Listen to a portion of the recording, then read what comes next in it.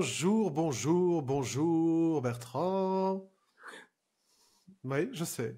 Quel ton très solennel. Salut Oui, en Nico. effet. En effet, j'ai eu besoin de me motiver parce qu'aujourd'hui, 50 minutes de NBA, les amis. Mais pas n'importe lesquelles 50 minutes. Aujourd'hui, comme la semaine dernière, on va parler un petit peu des équipes qui sont bientôt en vacances, Bertrand. Qui le sont déjà même, hein, depuis un Qui, moment. qui le sont depuis un moment pour certaines. On va parler du coup projection 2024-2025 de la saison prochaine. La semaine dernière, nous avons fait les Spurs et les Wizards. Et aujourd'hui, il est l'heure de passer à d'autres équipes éliminées, peut-être un peu moins cocorico, même si Sexy. d'un côté oui. Ouais, sexy, j'ai entendu le petit sexy, Hmm. c'est peut-être un peu ça. Donc nous allons aller dans le Michigan en deuxième partie d'émission. Ouais, je suis pas très très bien aujourd'hui, tu vois. Tu vas pas demander si ça allait, bah non, ça va pas. Mais Ça si va pas. t'inquiète, il y a quand même des perspectives intéressantes de On, part et d'autre. Oui, sûrement. C'est bien d'essayer. Donc, on va parler des Pistons en seconde partie d'émission. Et on va parler, ça par contre, des Blazers en première partie, l'équipe de Portland, du coup. Pareil, les deux équipes sont officiellement éliminées. Est-ce que je t'ai demandé comment ça allait, Bertrand, toi? Non, mais moi ça va. Moi je suis content de parler des Euh, Blazers et des Pistons. Ah, bah, très On va bien. se Non. marrer. Bah, très bien, très bien, très bien. Non, mais parce qu'en plus, à côté, on prépare d'autres vidéos qui m'ont donné la pêche de ouf. Donc, en fait, tu vois, à chaque fois, j'étais obligé de naviguer entre, ouais, trop bien, et ouais, bon, faudra le faire, quoi. Donc, bon, Après, c'est le mais cycle banal d'une équipe NBA, hein. Il y a des hauts, il y a des bas. Il y a les Spurs qui récupèrent un mec générationnel tous les 20 ans. Il y a les Lakers qui sont toujours plus ou moins en haut parce que, bon, on va s'arrêter là. ouais, et il y a les Pistons, et il y a les Pistons qui mangent du riz cru depuis 20 ans, quoi. Donc Ouais. on va en parler. Donc, allez, trêve de plaisanterie, on va passer au sujet. On va commencer par les Blazers à l'ouest. Projection 2024-2025. Petit état des lieux, donc du coup, sur la saison des Trailblazers cette année.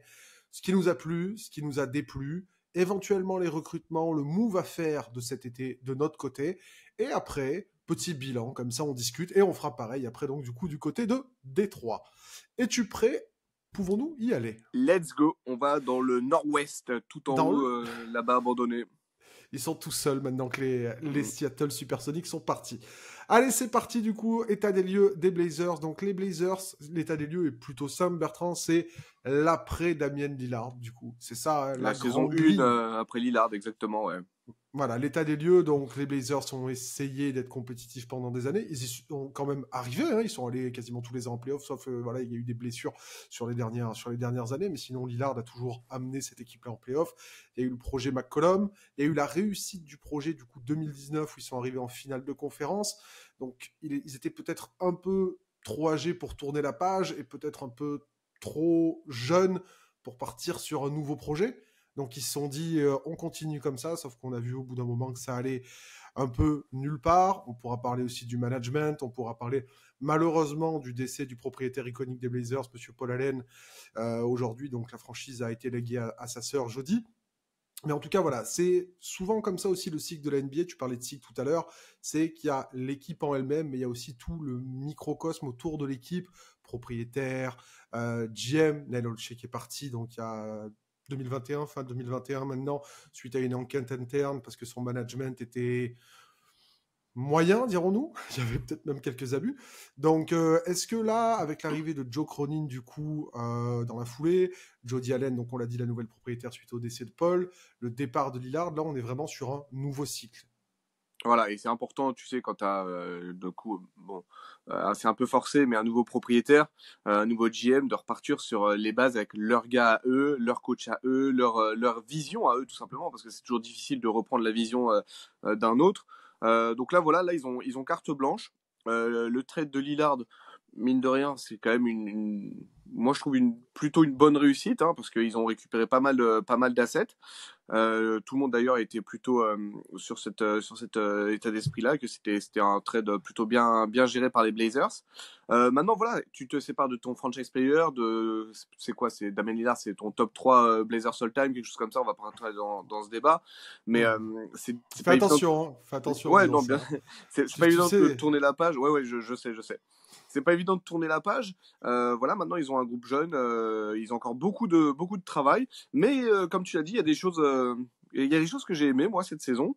Donc bah on va en reparler. En tout cas, voilà, la voie est ouverte pour eux. sur l'état des lieux, voilà, on va juger aussi par rapport au contexte. Donc, Damian Lillard étant parti, l'équipe est différente. Et il va falloir du coup la jauger par rapport au contexte, comme je disais, de cette première année sans Dame. D'ailleurs, pas évident pour un GM tout fraîchement débarqué comme Joe Cronin d'arriver et de devoir gérer un blockbuster trade comme celui de Lillard en vrai. C'est Ouais, pas non, c'est évident, hein. clair, c'est clair. Bah, il y en a eu quelques-uns comme ça en NBA, mais c'est vrai que c'est toujours compliqué. Mais voilà, après, encore une fois, il y a des divorces. Bon, c'est pas vraiment un divorce, mais il y a des départs qui sont plus difficiles que d'autres. Là, je trouve que, bon, Lillard, tu vois, il a quand même été échangé. C'est pas une fin de contrat, c'est pas une retraite. Il y a des équipes qui ont dû voir leur emblème partir comme ça, sans aucune contrepartie. Donc, non, encore une fois, voilà, c'était quelque chose à faire, c'était quelque chose de difficile, c'est un peu comme un pansement, t'hésites à l'enlever et puis bah faut l'enlever d'un coup. Ils l'ont fait avec Lillard, c'était le bon moment, je trouve, surtout avec leur pick qui était projeté numéro 3. Donc je trouve que c'était le moment idéal de se séparer de Damian Lillard. J'ai noté, les Blazers, cette saison, 5 joueurs, du coup, qui étaient là l'année dernière, donc qui sont Anthony Simons, Jeremy Grant, attends, je me les étais notés, Shadon Sharp, il m'en manque 2, du coup, Jabari Walker, qui était là aussi la saison dernière, et Matisse Thybulle, qui est arrivé, du coup, à la deadline l'an passé. Donc là, on arrive vraiment sur le package qui a remplacé Dame, et après, bon, c'est un petit peu bricolé avec Boston pour pouvoir envoyer Drew chez les Celtics. Donc, du coup, pour toi, quels sont les points positifs de cette saison du côté de Portland?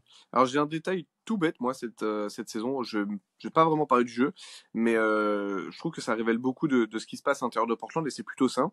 C'est Malcolm Brogdon qui a fait part 2 fois de son envie de rester. Donc la première fois quand il est arrivé, parce qu'on s'imaginait qu'il était là juste de passage, qu'il porterait même pas le maillot de Portland et qu'il repartirait dans la minute. C'est vrai, ça. Finalement, il est resté, puis il l'avait dit hein, qu'il voulait rester. Et à la deadline, donc le 5 février, chez Mark Stein, il a redéclaré vouloir rester avec Portland.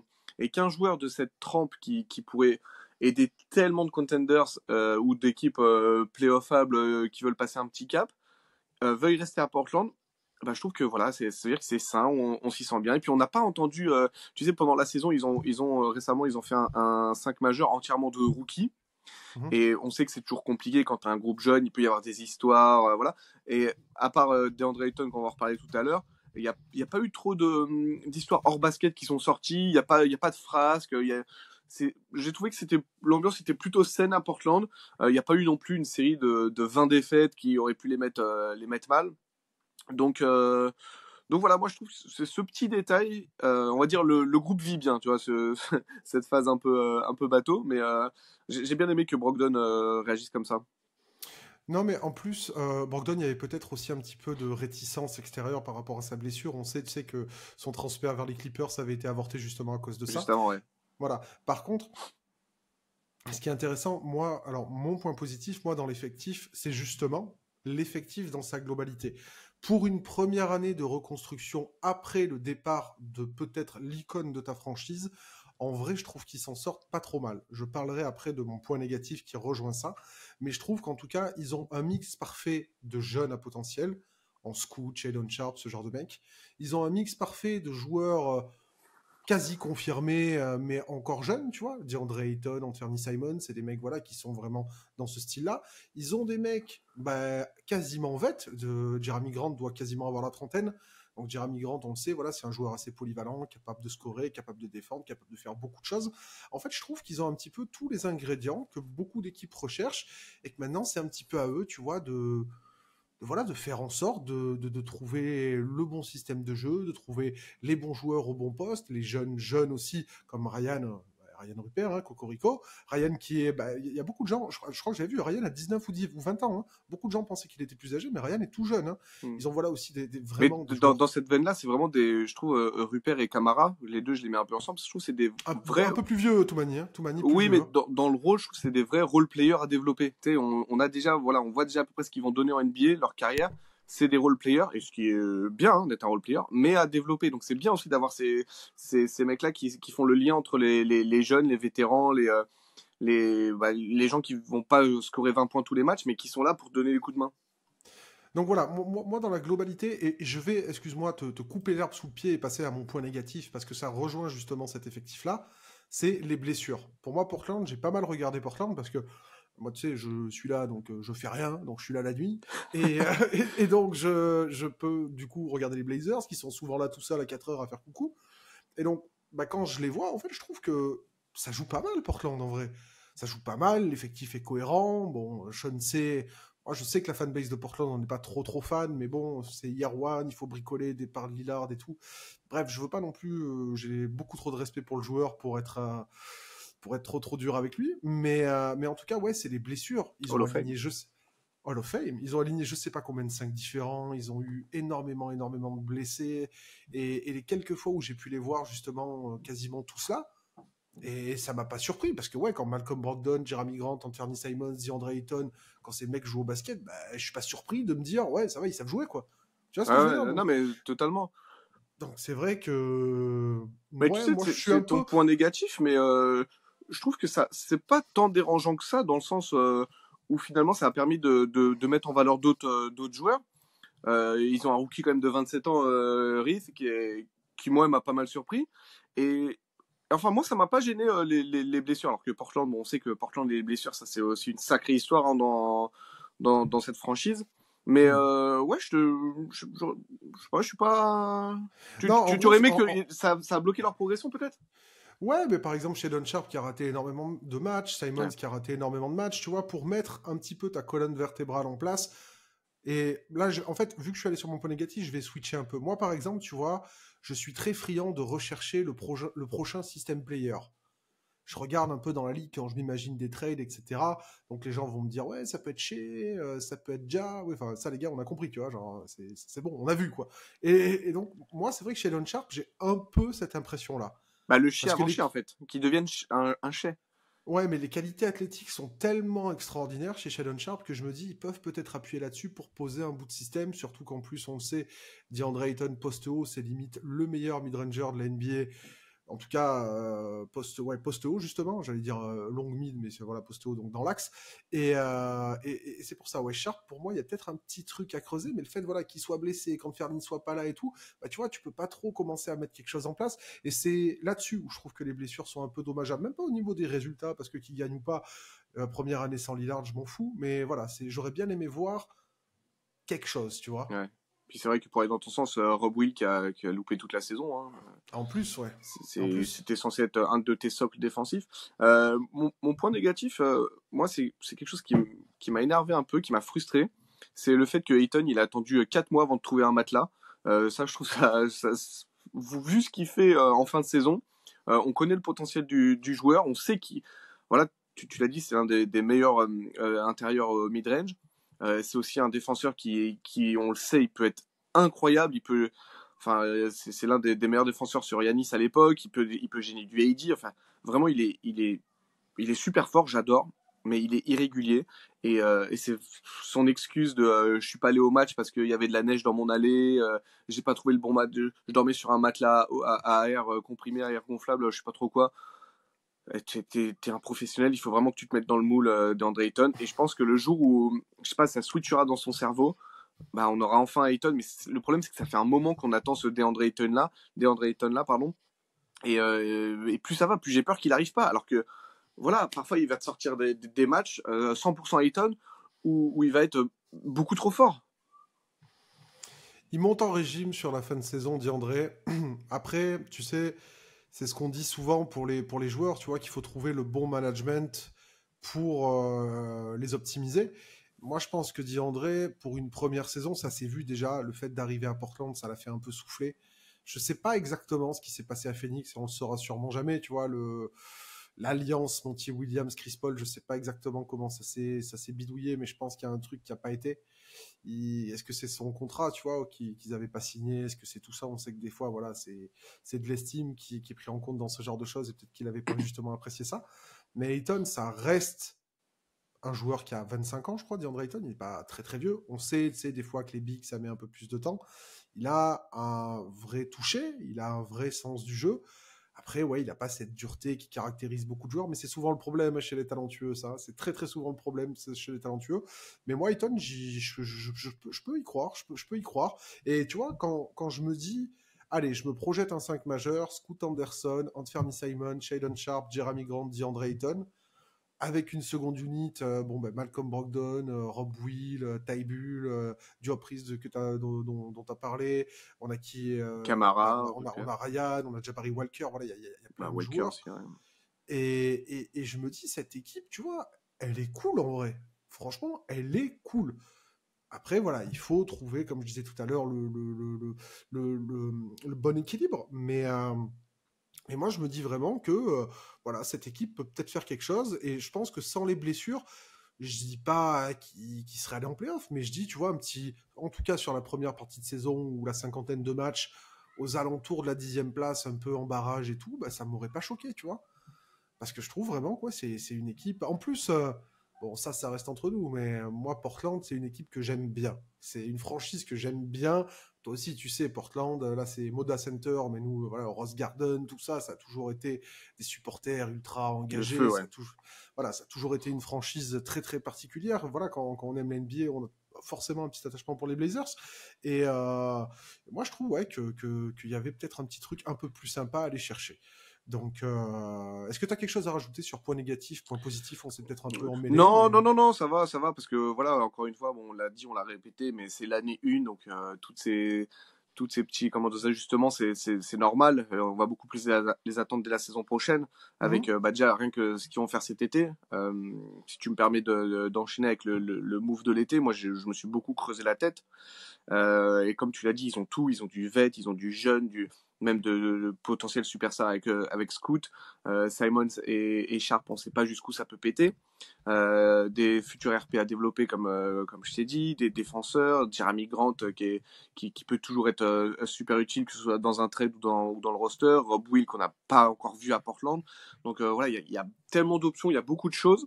Moi j'ai eu du mal à me dire mais quel type de joueur il leur faut.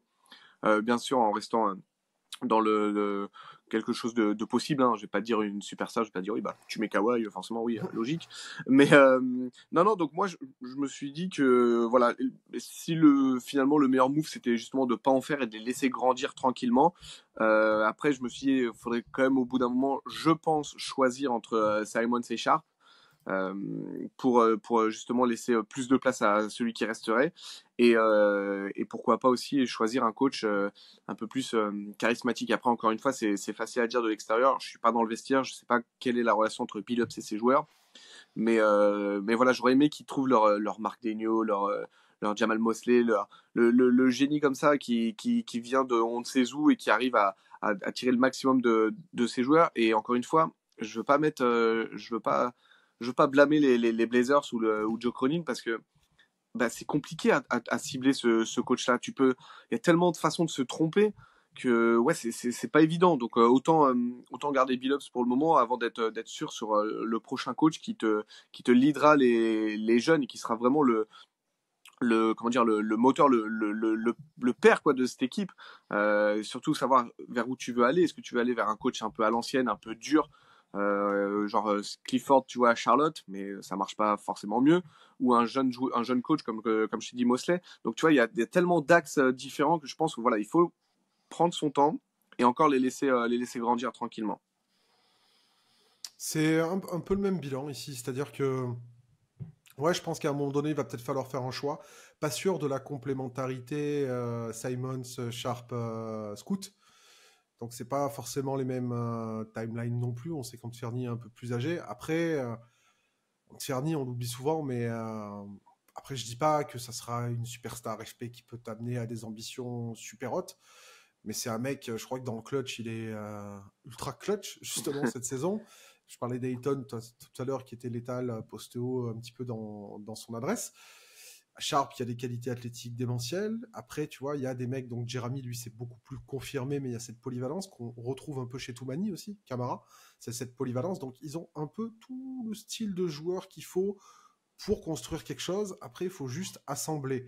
Est-ce qu'en tradant un Antferny plus un pic et un jeune, tu peux pas aller chercher ce statut équivalent, mais complémentarité et fit peut-être plus opti pour toi, peut-être. Mais après, je sais qu'ils sont attachés à Antferny. Je sais que voilà, 24-25 ans, c'est pas non plus très très vieux. Donc moi, je tenterai peut-être un petit peu de hiérarchiser tout ça. Ou alors, tu vois, peut-être Rob Will si tu as des petits doutes sur sa condition physique.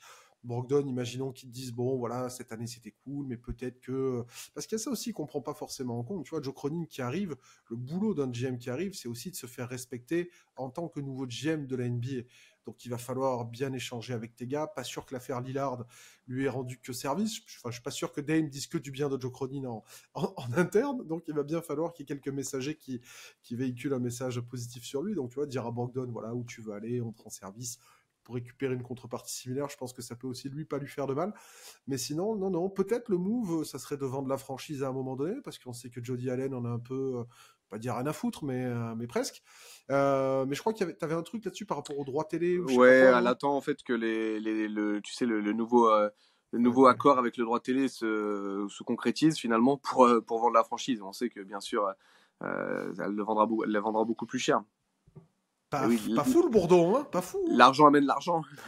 Ouais, donc on sait qu'il y avait Phil Knight, c'est ça Le mec de Nike, ouais. Voilà, le boss de Nike qui était intéressé. Ils sont Offre implantés à à 2 Portland en milliards. plus. Non. Ouais, petit truc, quoi, petit truc. Moi, j'ai fait une Pas offre ouf. aussi, pas eu de retour pour l'instant. J'ai envoyé un mail, Ouais. rien eu. On verra bien. Mais ouais, en plus, ça ferait sens parce qu'on sait que voilà, le siège est à Portland, je crois, si je dis pas de bêtises de Nike. Ouais, Donc, c'est ça, ouais. ouais, pour le coup, ça pourrait leur faire du bien. Mais ouais, non. Attends, moi, de toute façon, vraiment, et comme je te disais tout à l'heure, dans mon délire de je cherche le mec qui a pas encore pété, qui pourrait péter et devenir systémique, pas forcément comme Steph Curry, pas forcément. Calmons-nous. Hein. Mais genre, vraiment avoir cet attribut plus sur lequel tu peux orienter peut-être un système. Ben, je trouve que la relation Sharp-Ayton pourrait être sympa. Je trouve, hein. Et même Scoot, les gens lui ont beaucoup tiré dessus en début de saison. Ça va mieux, Scoot, hein. Ça va Ouais, de bah mieux après en voilà, mieux. lui aussi il a besoin d'une période d'adaptation. Faut se rappeler que Scoot il sort pas d'universitaire et quand tu regardes les joueurs qui sont sortis de ces circuits un peu étranges entre les deux, Ignite Team, etc. Bah Kuminga il a pas pété tout de suite. C'est Il a pas pété non plus. non mais je veux Désolé dire les fans des Warriors, ça prend un peu désolé. plus de temps parce qu'ils sont pas bon, déjà ils sont très jeunes et ils sont pas éduqués basketballistiquement parlant, je sais pas si ça se dit, de la même Après, c'était pas façon. la même équipe hein, aux Non, bien sûr, Warriors, tu vois, c'est pas évidemment. vrai. Mais voilà, après, enfin, moi perso, tu vois, j'ai l'impression que ton jeune sur qui tu veux baser le truc, c'est Sharp ou Simons. Moi, c'est Scoot. Moi, je change pas mon idée. Faut aller avec Non, Scoot et c'est pas Sharp ou Simon, ça serait Sharp. J'ai pas trop Sharp, ouais. d'hésitation, Ok. ça serait Sharp, je pense. Ah, j'aime beaucoup. Après, bon, ben, ça capote, hein, mais j'aime beaucoup le joueur. Vraiment. Mais en plus, putain, on a fait il y a pas longtemps 5 athlétiques actuels, on en a même pas parlé. On l'a pas mentionné, même pas? Ah bah j'espère qu'on l'a mentionné parce que si on l'a pas mentionné, mea culpa. Hein. Tu vois, je l'aurais peut-être même mis dans mes starters hein, chez notre char. Je sais plus qui j'ai mis, mais je l'aurais peut-être. Ah non, j'ai mis Ant, je crois. Donc ouais, non, on touche pas au. Voilà. Bref. Mais non, chez Elon Sharp, j'aime beaucoup. Ouais. Je regarde un petit peu sur peut-être passer maintenant au bilan avant de se diriger.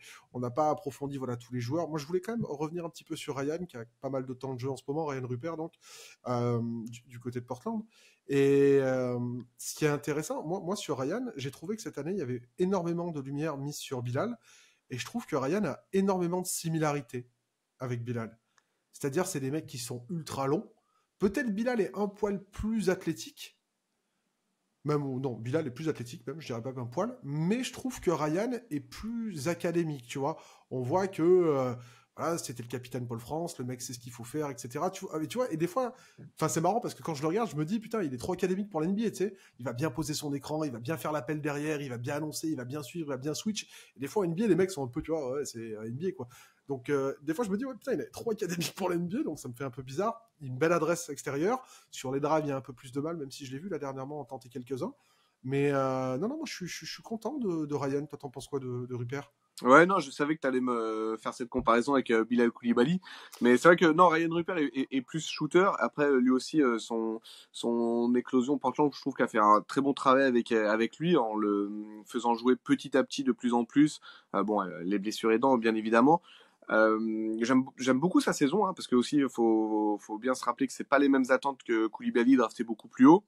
Donc Rupert, il a tout à faire. Faut vraiment qu'il se fasse son nom.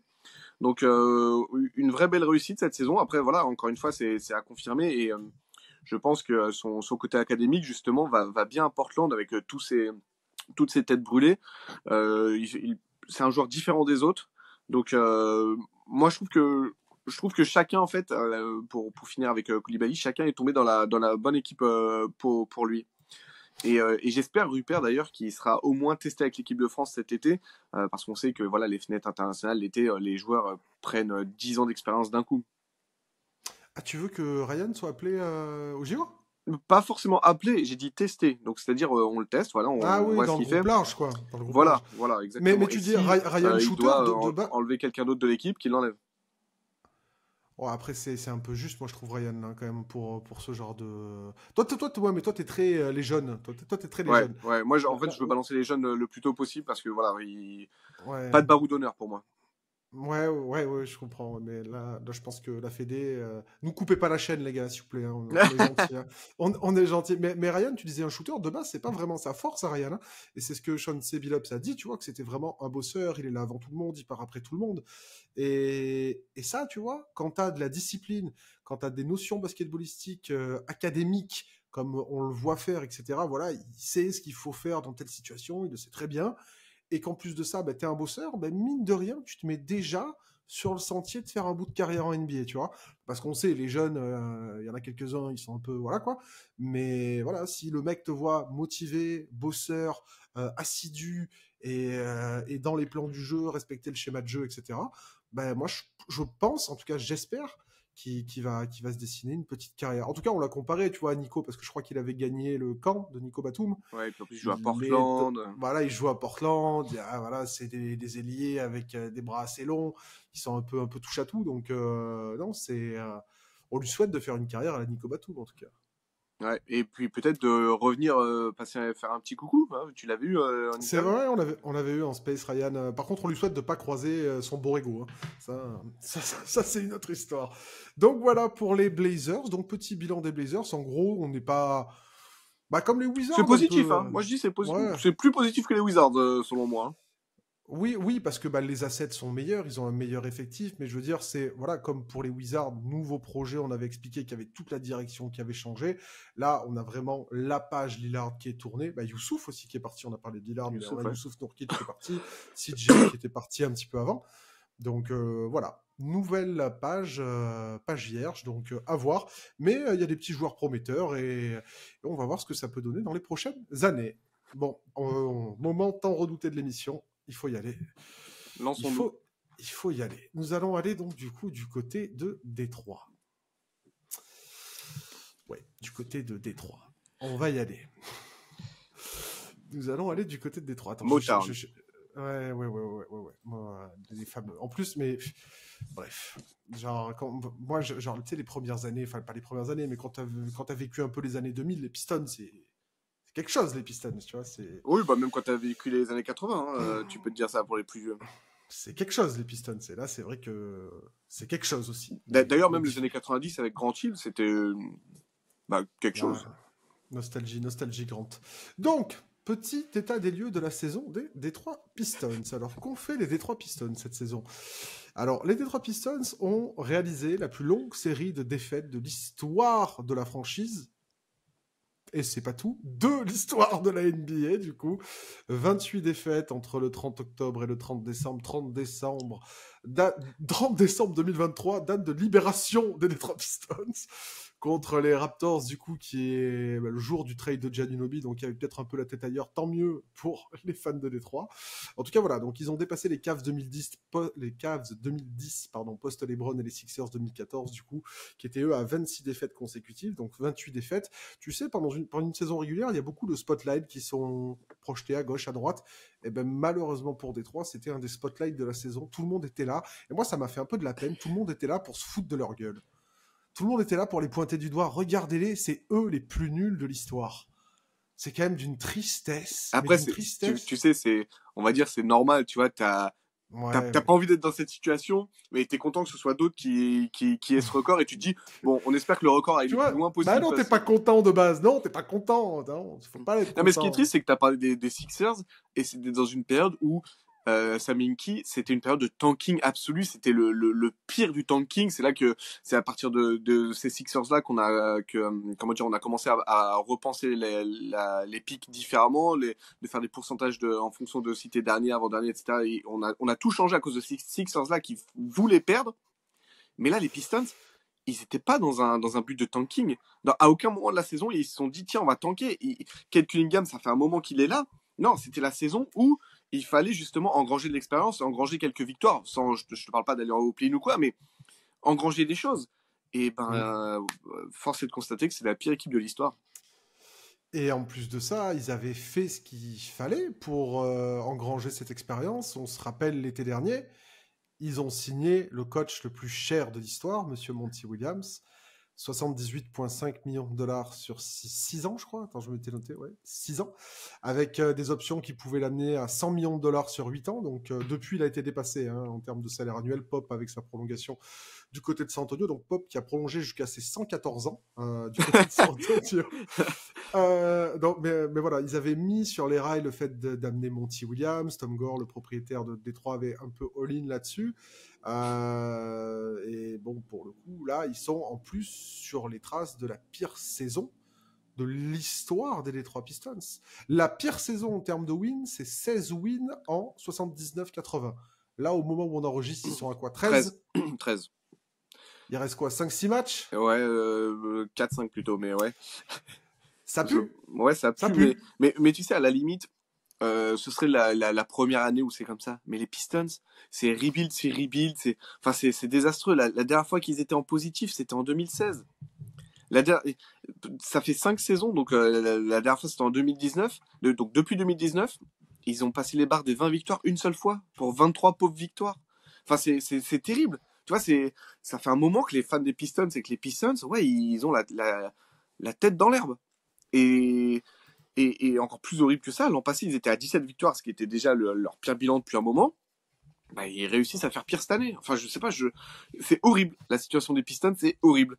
J'essaie de pas me marier en voyant ta tête, mais vraiment, ouais, c'est catastrophique. Non, mais c'est... Dernier playoff en 2019. Les... Non, en fait, ce qui me fait rire, c'est de penser à l'enchaînement. Et donc, le positif du côté de cette saison, lequel est-il, ce positif? C'est que la série Lou, c'est terminé. À un moment donné, ils ont arrêté de Et qu'ils en ont pas refait une autre. Non, mais tu sais que ça aurait été exceptionnel. T'imagines, ils font 28, ils gagnent et ils font 29 derrière. Non, mais là, je pense que là, il fallait délocaliser. La Seattle les attendait les bras ouverts. Mais donc, non, allez, plus sérieusement, on se reprend. On va pas tirer sur les Pistons pendant... Mais quel est le positif le positif pour toi du coup? Moi, j'ai mis Marcus Sasser, un pick 25. Franchement, je trouve que c'est un bon backup, un bon meneur backup. J'ai kiffé la saison de Marcus Sasser. Alors plus sur le début que sur la fin, on voit qu'il a eu un peu on va pas dire rookie wall, mais on voit qu'une saison NBA c'est longue mentalement, physiquement et qu'il a un peu subi ça. Mais en tout cas, bonne surprise. J'ai bien aimé aussi l'évolution d'Isaiah Stewart qui s'est développé sur le poste 4 plus que sur le poste 5 comme il en avait l'habitude. Donc il fait sa meilleure saison en pourcentage à 3 points de sa carrière tout en shootant le même nombre de shoots qu'il faisait avant. Et mon plus gros point positif, je trouve, c'est lui qu'il faut vraiment développer, c'est Jalen Duren. J'ai adoré sa saison, j'ai adoré ce qu'il montre. Et voilà, je veux juste en voir plus de Jalen Duren. Mais pour ça, il faut, j'en parlais dans mes points négatifs, mais il faut mettre des choses en place. Et toi? Alors moi, le point positif, j'ai bien aimé l'arrivée de Fontecchio depuis la deadline. Pareil, joueur confirmé, vrai basketteur, Simone Fontecchio, donc en provenance d'Utah. Point positif, c'est qu'Evan a refoulé les parquets parce qu'il commençait un petit peu à pourrir sur le banc de New York, malheureusement. Donc c'est vrai qu'à l'approche des JO, c'était pas plus mal de le voir sur les terrains. Donc ça, c'était vraiment le positif aussi. Après, en vrai, moi, ce qui m'a un peu déçu pendant leur losing streak, c'est qu'il y a eu pas mal de blessés. Donc ça, les gens l'ont un peu mis sous le tapis. Il y a eu pas mal de mecs qui ont été pas là. Mais Les vêtements, ouais. ouais, les vets notamment, genre les Joe Harris, les Montemoris, ce genre de mec. Montemoris, il a dû être refait quand il est parti à Minnesota, mais comme jamais. Bah tous, hein. Je pense que Ouais, Bogdanovic aussi était content. Tous, ils devaient être refaits, mais voilà, c'est vrai que il y a Jaden Ivey, je l'ai vu faire des choses pas mal. T'as parlé de Duren, je l'ai vu faire des choses pas mal. En fait, il y a... Le problème, c'est que j'ai pas de enfin, de choses vraiment négatives à dire sur leurs jeunes. Peut-être si ce n'est que Cade Cunningham n'est pas un joueur générationnel, selon moi. Hein. J'ai entendu le mot générationnel utilisé pour Victor, je l'ai entendu utilisé pour Cade. Et je trouve qu'il y a peut-être voilà, un problème dans l'utilisation de ce mot. On ne peut pas utiliser le même mot pour définir Cade Cunningham et Victor Wembanyama. Après, on va me dire, ah, il est français, machin. Non, mais regardez, les gars. Juste regardez à un moment. Mm. Il y a une petite différence. Donc voilà, Cade a subi des blessures. Mais je pense que là, tu vois, tu en avais déjà parlé plusieurs fois. Là, je pense que c'est la culture de la loose. On est en plein dedans, là. Là, on est complètement dedans. On est complètement dedans et là, enfin, je veux dire, quand on voyait les matchs pendant la série de défaites, ou même quand ils ont gagné ce match à Toronto, oui, il y a du soulagement, oui, ils sont contents, mais enfin, hey, les mecs, faites quand même profil bas parce que, enfin, vous avez juste fait enfin, vous avez juste arrêté une série de 28 défaites. Là, on avait Hum. l'impression que limite, c'est bon, c'était fini et qu'ils avaient lavé l'affront. Non, non, non, non, c'est pas ça. Et t'as parlé de Kate Cunningham. Oui, il a progressé enfin, il met plus de points. Oui, il fait un peu plus de passes cette saison, mais il fait moins de blocs, il prend moins de rebonds et il fait moins d'interceptions. Et j'ai pas l'impression non plus que un des intérieurs, donc on peut parler de Bagley qui est parti à Washington, on peut parler de Wiseman, on peut parler de Jalen Duren. J'ai pas l'impression qu'il ait mis des choses en place pour leur faciliter la vie, comme peut le faire, alors, je vais prendre l'exemple le plus facile, mais comme peut le faire un James Harden. Mais enfin, en tout cas, un meneur de jeu et un meneur de jeu de la trempe de Kate Cunningham, c'est censé rendre la vie des autres plus facile. J'ai vu de Thompson être très bon dans les cuts, mais être servi lamentablement, voire pas servi du tout. Et plus ça allait, bah, moins il faisait de cuts et moins il faisait de bons cuts. Et ça me gêne un petit peu. Donc je veux pas trop tirer sur Kate Cunningham parce que je pense quand même que ça va être un All-Star régulier. Mais il y est pas à cause, encore une fois, je pense, de cette culture de la loose, comme tu le soulignais. T'es en mute. Ah, pardon. C'est. Ouais, je me mettais les idées en place par rapport aux Pistons, mais c'est vrai que. En fait, il va falloir à un moment. Attends, on va en reparler après parce que là, moi, en fait, on est sur les points négatifs. Non, non, les points. Je regarde un petit peu leur effectif et en fait, ils ont tenté pas mal de choses avec les vets qui ont été blessés. Je trouve pas que dernièrement, les rookies ont forcément mal été choisis, tu vois. Genre Jaden Ivey, bah, c'est ce qu'il fallait prendre au moment de la draft. Cade aussi. Duren aussi. Même Thompson on aussi, trouve. Voilà, Ozar Thompson, c'était plutôt bien trouvé. sa Dans sœur. les, ouais, dans les points négatifs, par contre, là, je viens d'y penser parce qu'on parle de jeunes draftés. Ben, on a Kylian.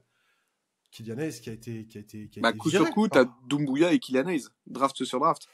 qui a été viré par les Pistons là du coup à la deadline et ce qui est dramatique c'est qu'il a été viré, ça veut dire qu'ils ont même pas réussi à récupérer un second tour d'une équipe naze.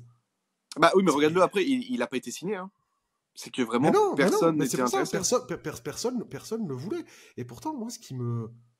Putain, Kylian, je l'ai beaucoup regardé sur ses premières saisons, et je trouve, tu vois, dans l'organisation, il y avait cette touch où tu sens que le mec a de l'IQ pour organiser. Il y avait cette défense, etc. et tout. Mais est-ce qu'on revient Et pas à je la sais... culture de la loose avec bah, tout simplement une perte de confiance? Parce que les derniers matchs de Si, Kylian Hayes, tu le voyais il osait plus dribbler, les passes qu'il faisait, tu sais, le genre de passe où tu fais la passe et tu sais, t'avances parce que tu sens que ta passe est pas assurée. Eh, non, clairement. Et puis même, tu vois, dans la globalité, en fait, j'ai plein de pensées qui se mélangent, et je me dis, attends, sois pas trop méchant quand même, parce que Oui, il y mais a pas après, au mal bout de d'un choses. moment, enfin, Ouais, ils sont derniers de la ligue, ils ont 13 victoires, ils ont fait 28 défaites. Au bout d'un moment, ouais, faut dire les choses, hein. ouais, mais tu vois, genre par exemple, on en parlait avec les Spurs la semaine dernière, où je disais attention à l'évaluation qu'on a de certains joueurs, parce que faut pas oublier que l'adversité en face est pas non plus décuplée. Mais là, c'est pareil, c'est-à-dire que les mecs perdent Dans la conférence contre Est. des équipes, dans la conférence Est, contre des équipes qui, ouais, c'est Pistons, quoi. Ce soir, c'est repos, quoi, tu vois. Ouais. Donc je me dis, putain, les gars, le jour où vous allez prendre une équipe énervée qui va vouloir vous casser la gueule, mais je pense que vous allez rompre votre contrat, hein. Donc, enfin, après, voilà, on sait pas, les coachs, etc. Mais Monty, mon frérot, t'as signé 78,5 millions. Donc, à un moment, faut mettre des bases, tu vois. Après, je veux bien croire, il y a eu des blessures, il y a eu ci, il y a eu ça. Mais putain, merde, 28, quoi. T'imagines enfin, franchement, j'avais pas tilté, mais ouais, c'était les Sixers d'Inky qui voulaient perdre, quoi. Le mec m'avait pris moi dans l'effectif. Ah ouais. Avec des des joueurs qui ont pas fait long feu en NBA, et des joueurs qui avaient même pas le niveau pour être à Pau Orthez. Hein. Tony Rotten, il s'est fait couper de Pau Orthez. C'était le meneur titulaire. Non, mais tu vois, c'est ce niveau-là. Et pourtant, quand on voit les Pistons, quand on parle des joueurs, quand on les voit sur le papier, on dit ah mais lui il est vachement intéressant, ah mais ce jeune là mais ouais mais trop bien, etc. Ou quand il y avait les rumeurs sur différents joueurs, dont Zach LaVine, on, on disait toujours ouais mais c'est pas équitable, attends ils vont lâcher trop de jeunes les Pistons. Mais on parlait d'une équipe à l'époque à 6 victoires. Ouais, Enfin je veux bien qu'il y ait le potentiel et tout, mais au bout d'un moment faut faire c'est des ça. moves parce que c'est plus possible.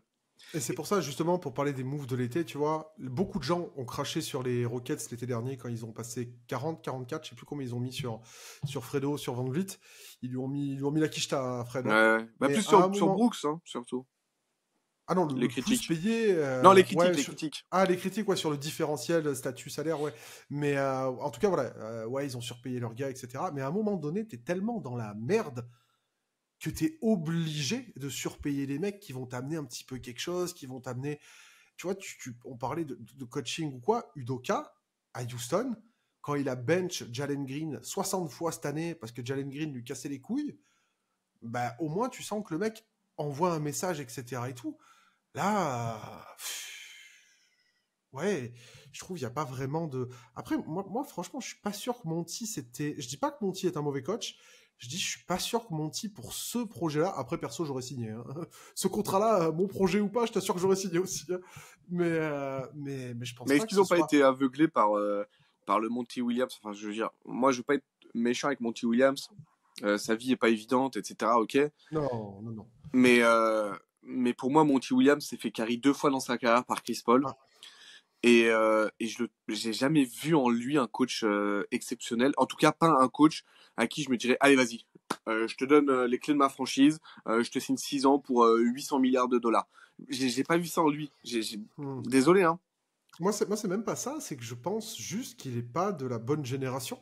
Tu parlais de Denio tout à l'heure, on parlait Mosley, de Mosley, voilà, on parlait d'Hardy souvent. Moi, je parle de Will Hardy, Hardy ouais. du côté de Utah. C'est des mecs qui sont faits pour cette nouvelle génération. Et je pense Ouais, que totalement. tu peux pas avoir une équipe faite que de jeunes avec des mecs qui sont un peu old school, entre guillemets. Mais Ça tu sais, après, passe des fois. Et... tu vois, pendant la série de Lose ou même tout au long de la saison, Mhm. il y a eu un nombre de comebacks des équipes qui jouaient Détroit. Donc tu vois, Détroit, je sais pas, ils ont plus 15. Et ils se font remonter, ils perdent. Là, le dernier en date contre les Nets. Et attends, s'il te plaît, les Nets, ils marquent pas un point dans les 5 dernières minutes contre les Nets. Enfin, je veux pas être désagréable envers Brooklyn, mais on Ah parle ouais, pas non, des non, Warriors 2000. attention. Non, mais tu vois, c'est pas les Bulls 96 non plus. Euh, et au bout d'un moment, que ça arrive une ou deux fois, c'est normal. 82 matchs, ça arrive à toutes les équipes. Mhm. Mais quand ça arrive aussi régulièrement, moi, désolé, c'est le coach que je pointe du doigt. Au bout d'un moment, c'est un problème de coach. Et ils sont bloqués parce que son contrat est tellement onéreux que tu peux pas le virer, tu peux pas passer à autre chose. Et encore une fois, on va se retrouver dans une situation, ouais, mais on prend qui? Et ça va être un autre pari. Et là, ils sont un peu bloqués dans une situation merdique avec Monty Williams. Alors, quand tu as dit les coachs qui prennent beaucoup de comeback, Steve Kerr a indirectement pris cher, du coup, tu l'as mis un carreau pour rien, pauvre Steve Kerr. Mais non, non, ouais. Enfin, voilà, donc, point positif, on a dit, voilà, à droite, à gauche, les jeunes sont pas si déplaisants que ça, c'est pas des mauvais joueurs. Les points négatifs, voilà, ben, c'est la saison dans l'ensemble et l'état d'esprit. Tu vois, on en parle des fois de ce côté un peu impalpable de voilà cette dynamique collective, de dans quel état est le truc et tout. Je faisais le comparo avec Houston.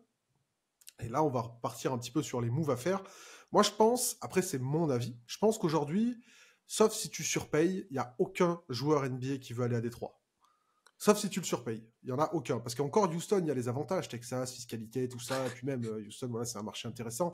Détroit, il fait dégueu. Pas le panier. C'est Hein. industriel de ouf. Et il n'y a pas d'avantage particulier. Donc, Soit t'es moi, de je, là-bas, soit il faut de l'argent. Quoi. ils l'ont fait avec Montemoris cette année, qui était originaire du coup du coin. Montemoris qui n'a pas forcément pu jouer parce que blessé. Mais moi, voilà, c'est là-dessus que je partirais pour reconstruire un projet. On parlait des Blazers avant, bah, eux, ils ont fait ça avec Jeremy Grant, qui est originaire de là-bas.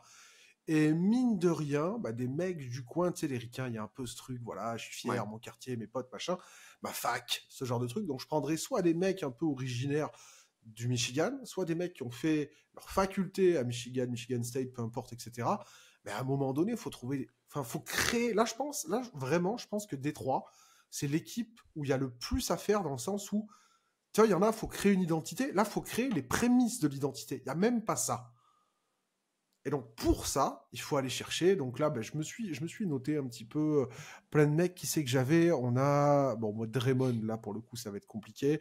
On a du Kyle Kuzma, on a Xavier Tillman qui va être free agent du côté de Boston cet été, qui lui est né et a fait sa fac dans le Michigan. On a qui d'autre? Caris Levert, on a les frères Wagner. Bon, France, je pense qu'ils peuvent se gratter pendant un moment. Mais Mo, pourquoi pas, tu vois, on parlait Ouais. de Qui ont fait surpayer un Mo l'université, ouais, Wagner. parce qu'ils sont allemands, ouais. Voilà, qui ont fait l'université, tout à fait. J'avais noté Duncan Robinson aussi du côté de Miami. Est-ce que voilà, faire des grosses offres, peut-être Miami indirectement.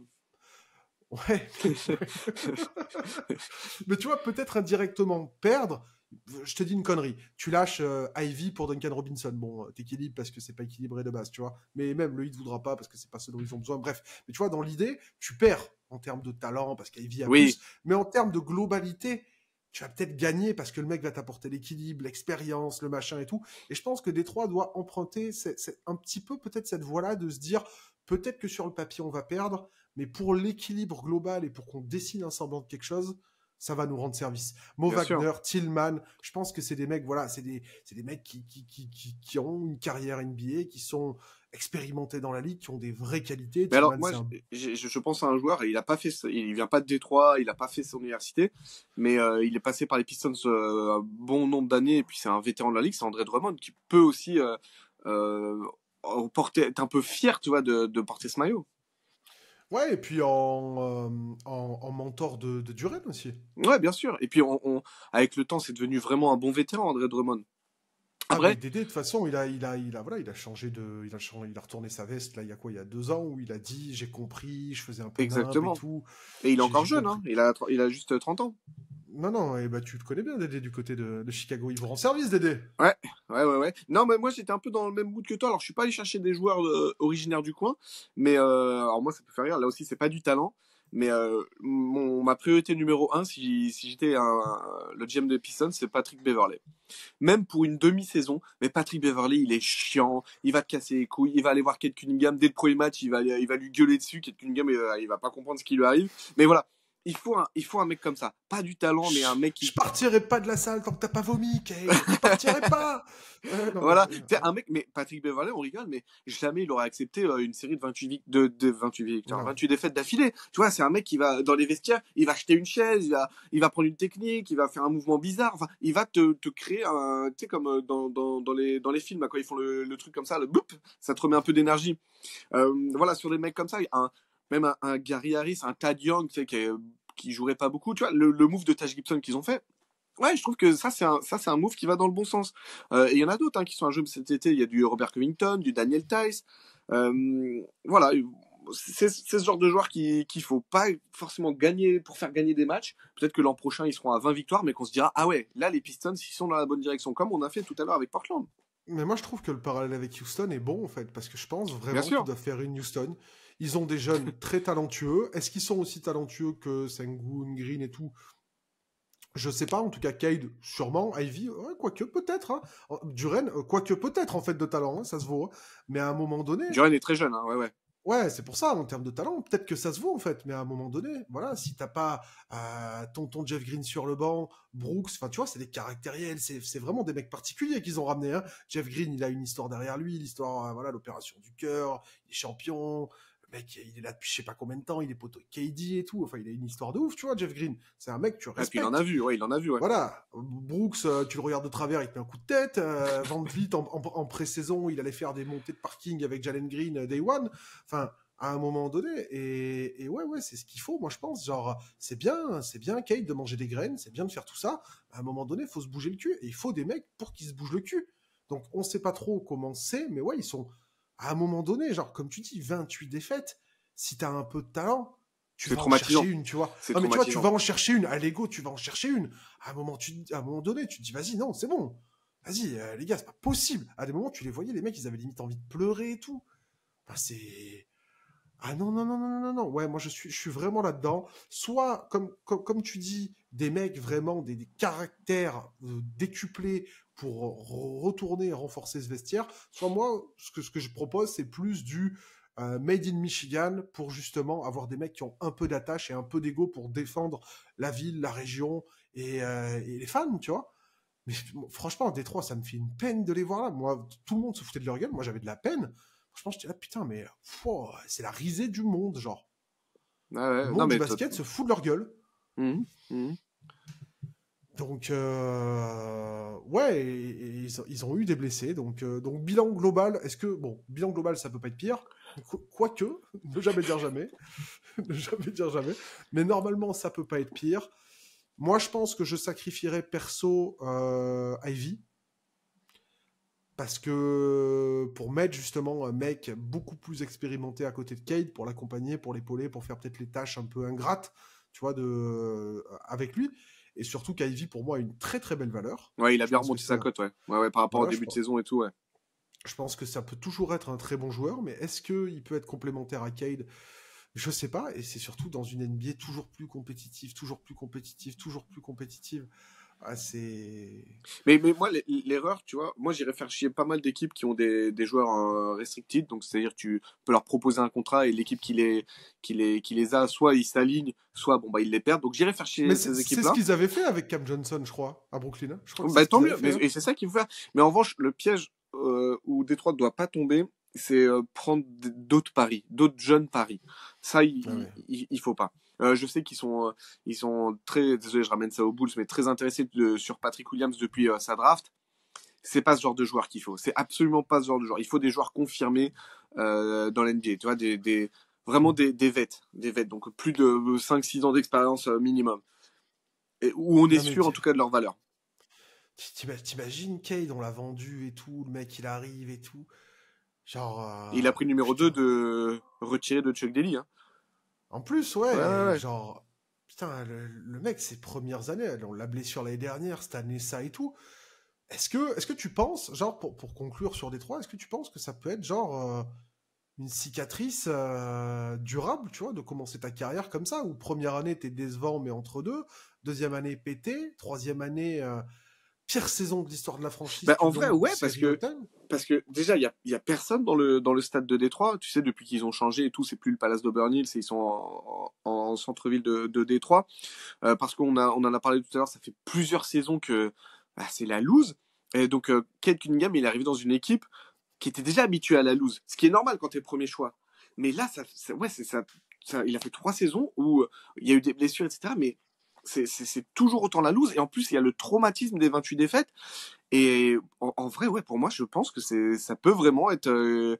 Par exemple, si son super niveau, on le met à 100, et ben, il atteindra juste 85 parce que ouais, c'est trop dur à encaisser. Il faut être fort mentalement. Mais c'est important ça, les premières années NBA, parce qu'il Bien suffit sûr. juste, tu vois, c'est là en plus où les joueurs progressent le plus. Donc imagine que parce que Et prennent des tu fais, habitudes.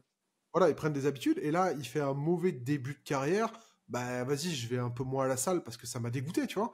Je travaille un peu moins mes points à travailler parce que ça m'a dégoûté. Et au final, bah, il évolue pas de la manière dont il devrait évoluer. Voilà. Et ça, faut qu'ils y fassent vraiment attention. Donc moi, je pense vraiment que cet été, il faut, comme on l'a dit, aller cibler des mecs expérimentés, des mecs capables d'eux.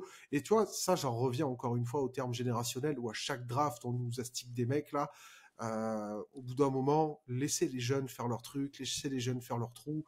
Voilà, tranquille, tranquille. Cade, hein, tout le monde ne sera pas LeBron ou autre, hein. Il faut quand même. Allez, dis-le, dis-le, dis-le. Non, non, non, je dirais pas. Je dirais pas parce qu'après j'ai des remarques, donc je ne dirai pas. Mais je le pense tellement fort. Mais je ne le dirai pas. Donc voilà, on a fait enfin les Detroit Pistons. Donc nous n'aurons plus besoin de faire les projections des Detroit Pistons. Il y avait peut-être encore des choses à dire. N'hésitez pas, les gars, dans les commentaires, à nous dire ce que vous en avez pensé. Moi, je vais être honnête, c'est une équipe que j'ai regardée, mais que j'ai pas non plus énormément regardé.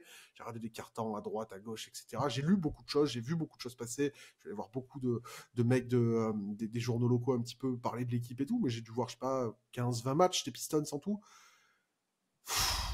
Bah, on se fait chier, hein. C'est Genre, dommage je parce qu'en pense plus, les Pistons, c'est toujours les matchs, tu sais, à minuit, 1 heure et tout. Donc c'est mais sympa. en Moi, plus, ouais, c'est j'aime bien les ça, c'est regarder, ça. mais au bout d'un moment, tu te fais vite chier. Là. C'est ça, les Hornets, les Wizards, les Pistons, c'est des équipes qui passent partout en Europe, mais les gars, c'est pas celle-là qu'on veut, hein, du coup. Donc voilà, n'hésitez pas à nous dire, les gars, dans les commentaires, ce que vous avez pensé un petit peu de nous dire déjà, et aussi de nous donner votre avis, et sur les Blazers, et sur les Pistons.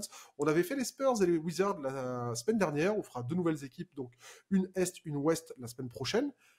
Qui, bon, ça devrait Pas bourdonner, compliqué à... ouais, ça devrait être des trucs comme mais- ça, ouais, ça peut être du funky funk encore, les gars, mais voilà, on a préparé ça, voilà, jusqu'à la fin des playoffs, toutes les équipes éliminées, on va faire une petite projection sur la saison prochaine. Bertrand, c'est bon, les Pistons sont pliés. Yes. Et moi, ça m'intéresse de savoir les moves que les gens feraient, tu vois, parce que chaque personne est GM, donc j'aime bien savoir ce que les gens espèrent et ce qu'ils feraient à la position des GM. Ouais, carrément. Donc en tout cas, les gars, on compte sur vous dans les commentaires, même si vous avez des noms. Allez-y, balancez toutes vos idées. On vous remercie d'être de plus en plus nombreux parce qu'on a passé les 1000, hein, Bertrand. Je sais pas si t'as vu. On a passé les 1000 sur Ouais. YouTube. Ça y est. On n'est plus qu'à 99 000 d'avoir un magnifique cadre juste derrière. Là. Donc, donc, les gars, on compte sur vous. Les pouces, machin, les commentaires, si vous avez kiffé tout ça, ça nous aide beaucoup, Bertrand. Ça nous aide beaucoup. Ça nous aide beaucoup et puis parlez-en autour de vous, on sait jamais. Il y a toujours un fan NBA qui est pas loin de chez nous. Ou un fan des Pistons un peu dépressif qui veut se remonter le moral. Oui, Ça alors existe, oui. hein. Allez lui le réconforter. Ouais. Allez sauver cet homme. Merci les gars, bonne journée, bonne soirée. Salut à tous. À bientôt. Ciao, ciao.